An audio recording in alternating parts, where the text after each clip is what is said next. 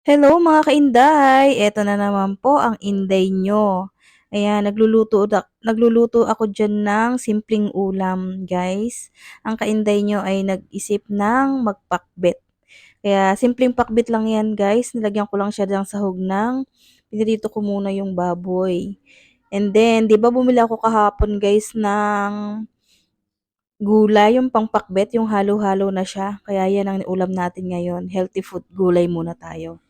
Yan guys, dinagdagan ko pa siya ng ng garlic powder. Kasi ginisa ko na yan guys, nilagyan ko na siya ng bawang sibuyas. And then dinagdagan ko siya ng garlic powder. Try natin kung talagang masarap talaga siya. Kasi binili ko lang yan guys, garlic powder na yan. Kaya i-try natin kung talagang masarap siya. Yan guys, ang ating simpleng ulam sa ating simpleng buhay, ang pakbet. Kaya 'di ba guys, tamang lang 'yan, budget meal.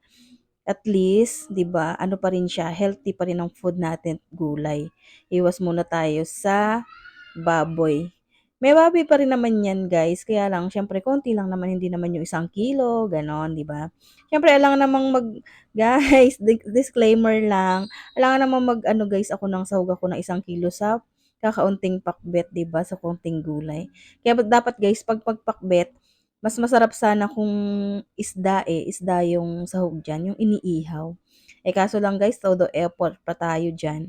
Tama na muna yung piniritong baboy, kaya alam niyo naman ng kainday niyo minsan, disclaimer guys, minsan 'di ba tamad-tamad tayo. Don't judge me guys ha. Alam niyo naman minsan 'di ba lahat naman tayo nakakaramdam ng ganyan, yung parang tinatamad, 'di mo maintindihan yung sarili mo, yung parang basta guys, hindi ko maipaliwanag, 'di ba? Nararamdaman niyo rin naman 'yun. Kaya disclaimer lang po, no bashing, charot. Yan guys. Kaya guys, suportahan niyo na lang po ako. Maraming maraming salamat po at don't skip the ads guys, at malaking tulong po yan sa akin guys. Kaya pasensyahan niyo na rin po guys kung minsan talagang nabubulol ang kainday nyo.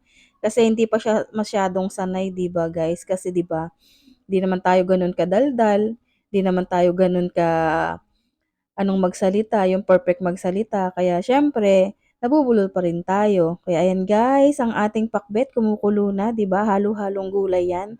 Halong-halong gulay na makulay, 'yan. Kasi kahapon nag-fish naman tayo, ngayon magugulay tayo guys. Hindi natin alam kung anong ulamin natin mamayang evening. Kaya pasensya na kung ano man yung kailangan nating mabili. Kasi syempre kailangan natin guys na medyo tipid-tipid kasi ang mahal ng bilihin ngayon guys, 'di ba? Yan guys ang aming pakbet for lunch. Thank you for watching po. God bless.